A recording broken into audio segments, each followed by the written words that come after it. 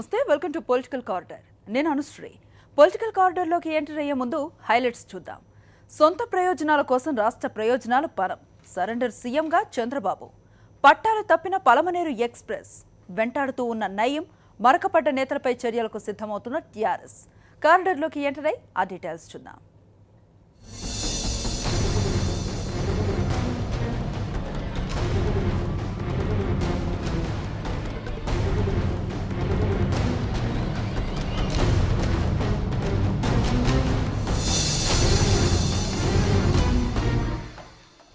రాష్ట్రపతి ప్రధానిని చేసింది నేనే అని చెప్పుకునే చంద్రబాబు నిజంగానే ఆ స్థాయిలో చక్రం తిప్పారా?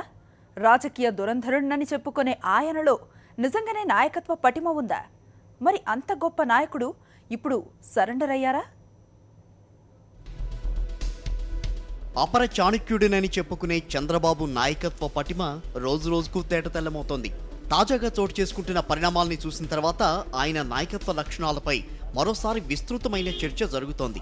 కృష్ణా జలాలపై బ్రజేష్ కుమార్ ట్రైబ్యునల్ తాజా తీర్పు చూశాక చంద్రబాబు నాయుడు ఆంధ్రప్రదేశ్ ముఖ్యమంత్రిగా ప్రజల కోసం పనిచేస్తున్నారా, సీటు కాపాడేందుకు మనుగడ సాగించడానికి తాపత్రయపడుతున్నారా అన్న ప్రశ్నలు తలెత్తుతున్నాయి. ఒకసారి వెనక్కెళ్లి చూస్తే రాజకీయంగా, అధికారపరంగా కీలక స్థానంలో ఉన్నప్పుడు ప్రజల కోసం చంద్రబాబు చేసింది శూన్యమేననే మాట ఇప్పుడు బాగా వినిపిస్తోంది. తరతరాలకు ఉపయోగంగా ఉండే కొన్ని కీలక అంశాల సాధనలో తన రాజకీయ ప్రయోజనాల కోసం అణువణువున రాజీ పడుతున్నారనే చర్చ ఇప్పుడు మరింత జోరుగా సాగుతోంది. తాజా కృష్ణా జలాల అంశం తెలుగు రైతులను తీవ్రంగా వేదనకు గురిచేస్తోంది. 75% నీటి లభ్యత ఆధారంగా తీసుకున్న నిర్ణయం అన్యాయమని రైతులు తీవ్ర ఆగ్రహావేశాలు వ్యక్తం చేస్తున్నారు. ఇదే సమయంలో ఉన్న నీటినే 2 తెలుగు రాష్ట్రాలు పంచుకోవాలంటూ తాజాగా ఇచ్చిన మరో తీర్పు సాగు, తాగునీటి రంగాలపై తీవ్ర ప్రభావం చూపనుంది. ట్రైబ్యునల్ తాజా ఆదేశంతో ఆంధ్రప్రదేశ్ తీవ్రంగా నష్టపోనుంది. జలాల పంపిణీపై చంద్రబాబు నేతృత్వంలోని ఆంధ్రప్రదేశ్ ప్రభుత్వం సరైన వాదనలు వినిపించలేదని ట్రిబ్యునలే స్పష్టం చేసింది. చంద్రబాబు అసమర్థతకు ఇదో నిదర్శనమనే విమర్శలు వినిపిస్తున్నాయి. చంద్రబాబు హయాంలోనే ఆంధ్రప్రదేశ్ నోట్లో మట్టిగొట్టి ఆల్మట్టిని కర్ణాటక నిర్మించింది. కేంద్రంలో చక్రం తిప్పానని గొప్పగా చెప్పుకున్న రోజుల్లోనే ఆల్మట్టిని నిర్మించటం చంద్రబాబు రాజకీయ నైపుణ్యలేమికి తార్కాణం. రాష్ట్ర విభజన జరిగిన తర్వాత హైదరాబాద్ను 10 ఏళ్ల పాటు 2 తెలుగు రాష్ట్రాలకు ఉమ్మడి రాజధానిగా ప్రకటించింది కేంద్రం. ఈలోగా సరైన వనరులు సమకూర్చుకోవడానికి వెసులుబాటిచ్చింది. ఓట్లకి కోట్లు కుంభకోణంతో హైదరాబాద్పై తన పట్టును పూర్తిగా విడిచిపెట్టారు చంద్రబాబు. అన్ని వసతులను వినియోగించుకునే అవకాశం ఉన్నా అత్యవసరం పేరుతో, తాత్కాలికం పేరుతో 100ల కోట్ల ప్రజాధనాన్ని దుర్వినియోగం చేస్తున్నారని ప్రతిపక్షాలు తీవ్రంగా మండిపడుతున్నాయి. ఓటుకు కోట్లు సమయంలో తమకు విభజన చట్టంలోని సెక్షన్ 8 పూర్తి రక్షణ కల్పిస్తుందని ఆర్భాటం చేసిన చంద్రబాబు ఇప్పుడు పూర్తిగా హైదరాబాద్ నుంచి పలాయనమయ్యారన్న ఘాటు విమర్శలు అడపాదడపా వినిపిస్తూనే ఉన్నాయి. చంద్రబాబు నాయకత్వ లోపానికి ఇదో మరో ఉదాహరణగా చెప్తున్నారు రాజకీయ విశ్లేషకులు. ఇక సచివాలయం విషయంలోనూ అంతే. అమరావతిని రాజధానిగా నిర్మించినప్పటికీ అక్కడ తాత్కాలిక సచివాలయం ఇంకా ఏ దశలోనూ పూర్తి కాలేదు. రోడ్లు, డ్రైనేజ్ వ్యవస్థ రూపొందలేదు. కూర్చుని పనిచేసే పరిస్థితి ఇంకా అక్కడ పూర్తిగా లేదు. ఛాంబర్ల ప్రారంభోత్సవాలు జరుగుతున్నా అదంతా ఆర్భాటపు ప్రచారమేనని విమర్శలు వెల్లువెత్తుతున్నాయి. ఈలోగానే హైదరాబాద్లోని సచివాలయాన్ని పడగొట్టి కొత్త భవనాలు నిర్మించాలి అన్నది తెలంగాణ ప్రభుత్వ ఆలోచన. 2024 వరకు తమకు హక్కు ఉందనే అంశాన్ని కూడా సీఎం చంద్రబాబు చెప్పలేకపోతున్నారని తీవ్ర స్థాయిలో ధ్వజమెత్తుతున్నాయి పార్టీలు. చట్ట ప్రకారం ఉన్న హక్కులను వదులుకుని అమరావతిలో ఇంకా పూర్తి కాని భవనాల్లో అష్టకష్టాలు ఏమిటని ప్రశ్నిస్తున్నాయి. ఇక ప్రత్యేక హోదా అంశం. చంద్రబాబు అసమర్థత యాత్రలో మరో మైలురాయని విమర్శకులు తమ నోటికి పని చెప్తున్నారు. ఒక ప్రధాని ఇచ్చిన హామీ వదులుకుని రాష్ట్రాన్ని నిర్వీర్యం చేశారని ఆయనపై ధ్వజమెత్తుతున్నారు. పాలనాపరంగా, నాయకత్వ పరంగా, రాజకీయ పరంగా రాష్ట్రం ఎప్పుడూ కూడా ఇంతటి దుస్థితి ఎదుర్కోలేదని, పోరాడే తెలుగువాడికి తలదించుకోవడం నేర్పారన్న కామెంట్లు వినిపించకపోవడం లేదు. అందుకే చంద్రబాబును సరెండర్ అయిన సీఎం అంటున్నాయి రాజకీయ పార్టీలు. సినిమా, రాజకీయం కలిస్తే కథ మరింత రసవత్తరం అవుతుంది. దీనికి వివాదం కూడా తోడైతే ఆ టేస్టే వేరు. విశాఖ తీరాన సినిమా రాజకీయాలు హాట్గా నడుస్తూ ఉన్నాయి. తెర ముందు రాజకీయ నాయకులు, తెర వెనుక హీరోలు. వెరసే ఫిల్మ్ క్లబ్ రాజకీయం వేడివేడిగా సెగలు కక్కుతోంది. విశాఖ ఫిల్మ్ క్లబ్ ఇప్పుడు సినీ రాజకీయ వివాదంలో చిక్కుకుంది. టీడీపీలోని వర్గ రాజకీయాలే కాదు, పరోక్షంగా తెలుగు సినిమా రంగంలోని వివాదాలు దీనికి అంటుకున్నాయి. సుప్రసిద్ధ చారిత్రక స్థలం తోట్లకొండ దగ్గర 17 ఎకరాలు ఫిల్మ్ క్లబ్కు కేటాయిస్తూ ప్రభుత్వం నిర్ణయం తీసుకుంది. మంత్రి గంటా శ్రీనివాసరావు హడావుడిగా సీఎం చంద్రబాబు చేత దీనికి శంకుస్థాపన చేయించారు. ఆ తర్వాతే అసలు రాజకీయాలు బయటపడ్డాయి. చిరంజీవికి అత్యంత సన్నిహితుడిగా ముద్రపడ్డ మంత్రి గంటా దగ్గరుండి ఫిల్మ్ క్లబ్ పనులు చూడటం టీడీపీలోనే విభేదాలకు దారితీసింది. తనకు ఆహ్వానం అందకపోవటంపై బాలకృష్ణ తీవ్ర స్థాయిలో మండిపడ్డారట. నాకు తెలియకుండా శంకుస్థాపన అంటూ ఆయన పెదవి విరిచారట. ఈ విషయం తెలిసిన వెంటనే బాలయ్య అనుయాయుడు విశాఖ ఈస్ట్ ఎమ్మెల్యే వెలగపూడి రామకృష్ణబాబు చిందులు వేశారని సమాచారం. బాలయ్యను అవమానిస్తారా అంటూ ఆయన రాగం ఎత్తుకున్నారు. మంత్రి గంటా నిర్ణయం సరికాదంటూ విశాఖ సర్క్యూట్ హౌస్లో సమావేశం పెట్టారు వెలగపూడి. మంత్రి నిర్ణయాన్ని వ్యతిరేకిస్తూ బాహాటంగానే కామెంట్లు చేశారు. మొత్తం మీద ఈ వ్యవహారం ఇప్పుడు విశాఖలోనే కాదు, టీడీపీలోనూ హాట్గా మారింది. పలమనేరు ఎక్స్ప్రెస్ పట్టాలు తప్పిందా? మంత్రి పదవిపై ఆశతో పార్టీ ఫిరాయించిన అమర్నాథ్ రెడ్డికి మిగిలింది అంతులేని వ్యథేనా? మంత్రి పదవితో ప్రలోభ పెట్టి కండువా కప్పిన పచ్చ పార్టీ ఇప్పుడు అమర్నాథ్ రెడ్డిని పక్కన పెట్టేసినట్లేనా? ఢీలా పడిన ఎమ్మెల్యే అమర్నాథ్ రెడ్డి, మంత్రి పదవి కోసం పార్టీ మారిన అమర్నాథ్ రెడ్డి. అమర్నాథ్ రెడ్డిని పట్టించుకోని టీడీపీ శ్రేణులు. నియోజకవర్గ ఇన్ఛార్జిగా అమర్నాథ్ రెడ్డి ప్రత్యర్థి చంద్రబోస్. అమర్నాథ్ రెడ్డికి మంత్రి పదవి దక్కే అవకాశం లేదంటున్న టీడీపీ. మంత్రి పదవిపై ఆశతో టీడీపీలో చేరిన పలమనేరు ఎమ్మెల్యే అమర్నాథ్ రెడ్డి ఆశలు అడియాసలవుతున్నాయి. మంత్రి పదవి కాదు కదా, టీడీపీలో కనీస గుర్తింపు కూడా దక్కకపోవడం అమర్నాథ్ రెడ్డికి చాలా బాధ కలిగిస్తోందని ఆయన వర్గీయులంటున్నారు. చంద్రబాబు నాయుడు తీరుపై నిరసన వ్యక్తం చేసి 2014 ఎన్నికల్లో వైఎస్ఆర్సీపీ తరఫున అమర్నాథ్ రెడ్డి పలమనేరు నుంచి ఎమ్మెల్యేగా గెలిచారు. రాజకీయంగా మంచి పలుకుబడి గల నాయకుడు కావడంతో వైఎస్ఆర్సీపీ అధ్యక్షుడు వైఎస్ జగన్ ఆయనకు విప్పు పదవి ఇచ్చి గౌరవించారు. అమరన్న అంటూ ఎంతో గౌరవంతో పలకరించేవారు. చంద్రబాబు ఆకర్షు పథకానికి ఆకర్షితులైన అమర్నాథ్ రెడ్డి కొంతకాలం కిందట పార్టీ ఫిరాయించారు. మంత్రి పదవి ఇస్తామన్న టీడీపీ ప్రలోభానికి అమర్నాథ్ రెడ్డి లొంగిపోయారు. టీడీపీ నాయకత్వం చెప్పిన మాటలకు పొంగిపోయి ఎవరిపైనైనా పోటీకి సిద్ధమని ఘనంగా చెప్పుకున్నారు. టీడీపీలోకి ఫిరాయించి నెలలు గడుస్తున్నా మంత్రి పదవి ఊసులేకపోవడం, ఫిరాయింపు ఎమ్మెల్యేలకు మంత్రి పదవి వద్దని గవర్నర్ సంకేతాలు పంపడంతో ఇప్పుడు అమర్నాథ్ రెడ్డి పూర్తిగా ఢీలా పడిపోయారు. దీనికి తోడు ఎమ్మెల్యే అయినప్పటికీ నియోజకవర్గానికి ఇన్ఛార్జిగా మరొకరు ఉండడం ఆయనకు మింగుడు పడడం లేదు. చిత్తూరు జిల్లా అధికారులు, నియోజకవర్గ అధికారులంతా నియోజకవర్గ ఇన్ఛార్జిగా అమర్నాథ్ రెడ్డి ప్రత్యర్థి చంద్రబోస్నే గుర్తిస్తున్నారు. దీంతో అమర్నాథ్ రెడ్డి అనుకున్న పనులు కూడా ఆగిపోతున్నాయి. ఎమ్మెల్యేగా టీడీపీ కార్యక్రమాల్లో పాల్గొంటున్నా ఇన్ఛార్జిగా ఉన్న చంద్రబోస్కే అన్ని వర్గాలు మద్దతిస్తున్నాయి. మంత్రి పదవి వస్తే పరిస్థితంతా మారిపోతుందని కలలుగన్న అమర్నాథ్ రెడ్డి తాజాగా చోటు చేసుకుంటున్న పరిణామాలను జీర్ణించుకోలేకపోతున్నారు.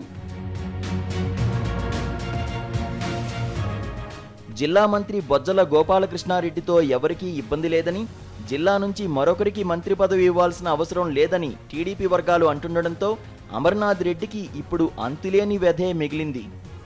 సంజీవ్ రెడ్డి, కరస్పాండెంట్, చిత్తూరు. క్లీన్ ఇమేజ్తో పరిపాలన సాగిస్తున్నామని చెప్పుకునే టీఆర్ఎస్ ప్రభుత్వం సొంత పార్టీ నేతల మరకలు కడిగి పారేసే ప్రయత్నం చేస్తోందా? మరకపడ్డ నాయకులను వదిలించుకోవాలని టీఆర్ఎస్ ఆలోచిస్తోందా? టీఆర్ఎస్లో ఏం జరుగుతోంది? వివాదాస్పద నేతలపై టీఆర్ఎస్లో చర్చ. నయీం నుంచి నాలాల వరకు పార్టీకి మచ్చ అంటున్న సీనియర్లు. ప్రభుత్వం పార్టీ ఇమేజ్ కాపాడుకునే ప్రయత్నంలో టీఆర్ఎస్. దీపావళి తర్వాత చర్యలు. క్లీన్ ఇమేజ్తో పరిపాలన సాగిస్తున్నామని చెప్పుకుంటున్న టీఆర్ఎస్ ప్రభుత్వానికి కొత్త సమస్యలు ఎదురవుతున్నాయి. సొంత నాయకులే పార్టీకి తలవంపులు తెస్తున్నారు. పార్టీలో మొదటి నుంచి ఉంటున్న నేతల కన్నా అధికారంలోకి వచ్చిన తర్వాత పార్టీలో చేరిన నేతలు టీఆర్ఎస్కు సమస్యగా మారారు. ఇప్పటి వరకు రాని మచ్చ ఈ నేతల వల్ల వస్తుందని టీఆర్ఎస్ నాయకత్వం భావిస్తోంది. అవినీతి, అక్రమాలకు ఇతర పార్టీలను విమర్శిస్తున్న టీఆర్ఎస్కు సొంత పార్టీ నేతల వ్యవహార శైలి మింగుడు పడ్డం లేదు. వివాదాల్లో చిక్కుకుంటున్న నేతలపై చర్యలు తీసుకునే దిశగా టీఆర్ఎస్ నాయకత్వం అడుగులు వేస్తోంది. ఇటీవల సంచలనం సృష్టించిన నయీం వ్యవహారంలో ఆరోపణలు ఎదుర్కొంటున్న వారంతా టీఆర్ఎస్ నేతలే.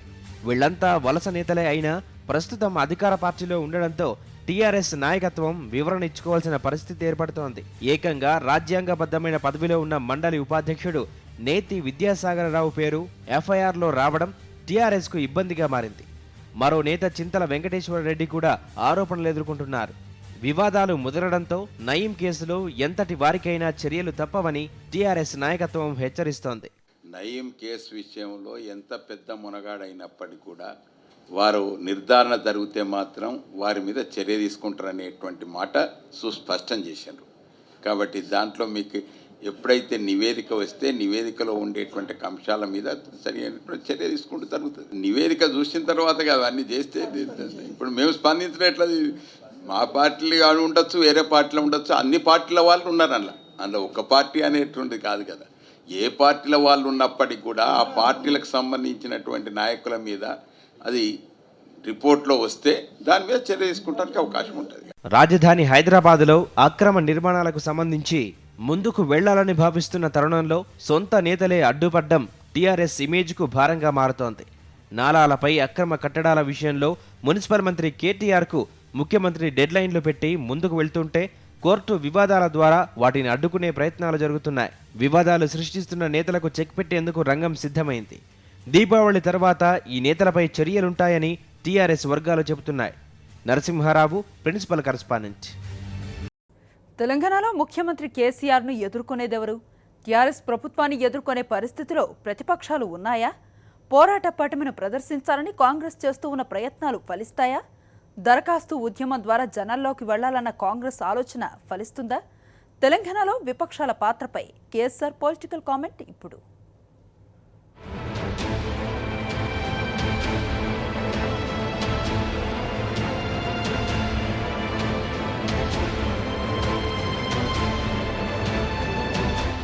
తెలంగాణలో ముఖ్యమంత్రి కేసీఆర్ను టీఆర్ఎస్ ప్రభుత్వాన్ని ఎదుర్కొనే పరిస్థితిలో ప్రతిపక్షాలు ఉన్నాయా అన్నది ఆసక్తికరమైన ప్రశ్నే.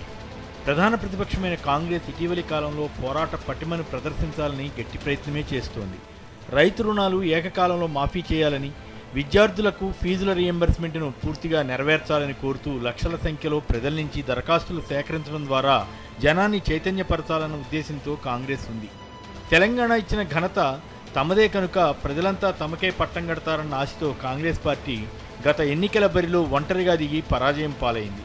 కేసీఆర్ ఒక మహాశక్తిగా ఎదిగి ప్రజలను ఆకట్టుకోవడంలో సఫలమయ్యారు. టీఆర్ఎస్ను విలీనం చేసుకోవాలని పార్టీ అధినాయకత్వం భావించిన ముఖ్యమంత్రి అభ్యర్థులు అనుకునే పలువురు నేతలు కేసీఆర్కు ముఖ్యమంత్రి పదవి ఇవ్వాల్సి వస్తుందని వ్యతిరేకించారు. అది కేసీఆర్ నెత్తిన పాలు పోసినట్లయింది.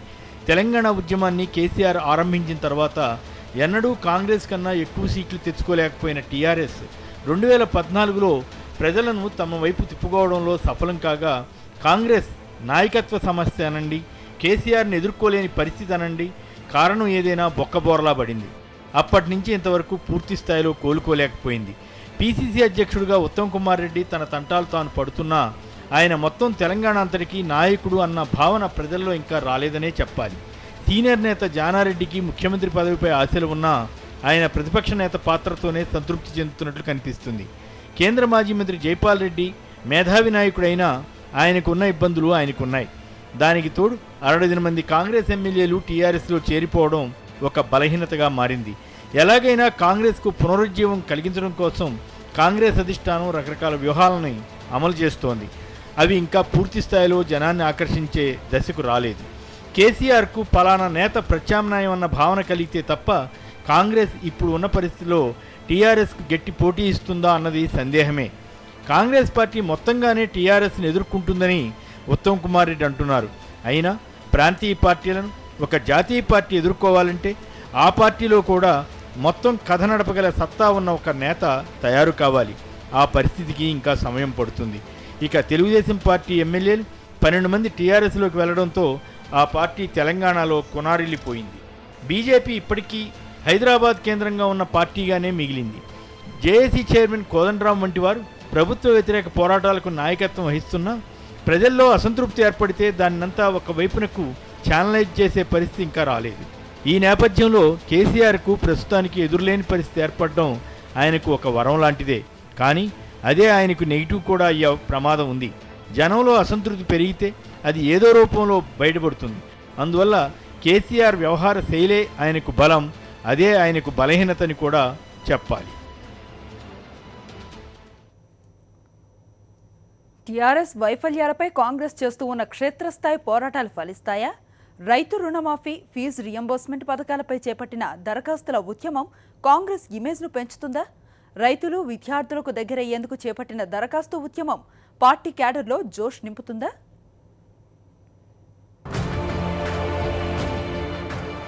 తెలంగాణ కాంగ్రెస్ ఎట్టకేలకు అధికార టీఆర్ఎస్ వైఫల్యాలపై క్షేత్రస్థాయి పోరాటాలు చేపట్టింది.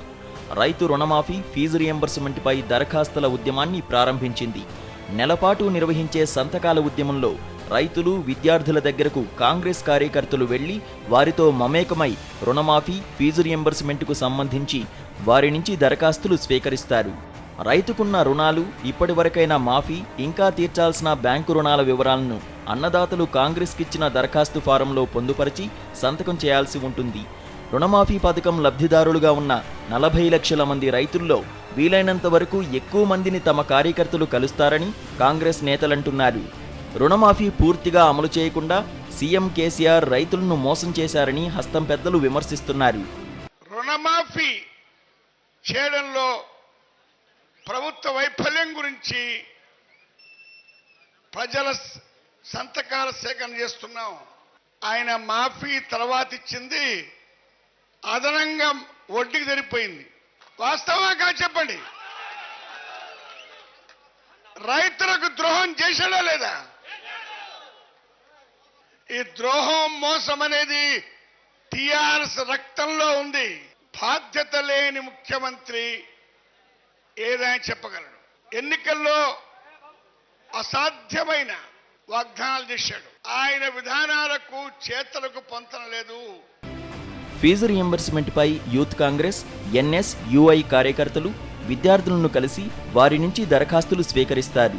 తమ ఫీజు బకాయిలు చెల్లించాలని సీఎంను కోరుతూ విద్యార్థులు తాము చదువుకున్న కాలేజీ, కోర్సు వంటి వివరాలను కాంగ్రెస్ కార్యకర్తలిచ్చిన దరఖాస్తు ఫారంలో పొందుపరిచి సంతకం చేస్తారు. ఫీజు రియంబర్స్మెంట్ లబ్ధిదారులైన 14 లక్షల మంది విద్యార్థుల్లో వీలైనంత వరకు ఎక్కువ మందిని తమ కార్యకర్తలు కలుస్తారని కాంగ్రెస్ నేతలంటున్నారు. ఫీజు రియంబర్స్మెంట్ పథకాన్ని నీరుగార్చడం ద్వారా సీఎం కేసీఆర్ విద్యా వ్యవస్థను దెబ్బతీస్తున్నారనేది హస్తం నేతల ఆరోపణ. ఫీజు రియంబర్స్మెంట్ ఇవ్వక కేసీఆర్ అయితే తెలంగాణ విద్యార్థుల జీవితాలతో చెలగాట మారుతున్నాడు. 3200 కాలేజీ మూసివేసే పరిస్థితి వచ్చాయో, 14 లక్షల మంది విద్యార్థులు తెలంగాణ రాష్ట్ర వ్యాప్తంగా ఇబ్బంది పడుతున్నారు. 2.5 లక్షల మంది లెక్చరర్లు ఏ విధంగా జీతాలు రావడం లేదో మీ తరఫు మేము పోరాటం చేస్తాం. తప్పనిసరిగా ఈ ప్రభుత్వం మీద ఒత్తిడి తెచ్చి, ఈ ప్రభుత్వం మెడలు వంచి, ఈ ప్రభుత్వం నుంచి నిధులు విడుదల చేయిస్తామని చెప్పి ఈ సంతకాల సేకరణ కార్యక్రమం, ఈ దరఖాస్తుల సేకరణ కార్యక్రమం నెల రోజుల పాటు కొనసాగుతుంది.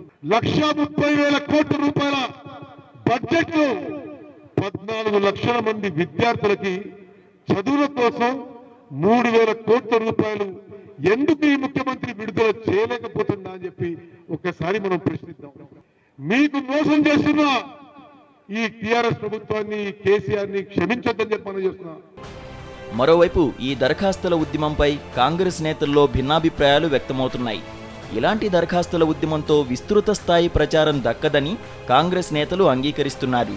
ధర్నాలు, రాస్తారోకోలు, నిరసన ప్రదర్శనలు, సభలు, సమావేశాల వంటి కార్యక్రమాలైతే మీడియా కవర్ చేస్తుందని, ఇలాంటి దరఖాస్తుల ఉద్యమం నెల రోజులు చేసినా దానికి మీడియాలో పబ్లిసిటీ రాదని నేతలంటున్నారు. లక్షలాది రైతులు, విద్యార్థులను నేరుగా కలవడమనే ఈ పోరాట విధానం ద్వారా కాంగ్రెస్ క్యాడర్లోనూ జోష్ పెరుగుతుందనేది హస్తం నేతల అభిప్రాయం.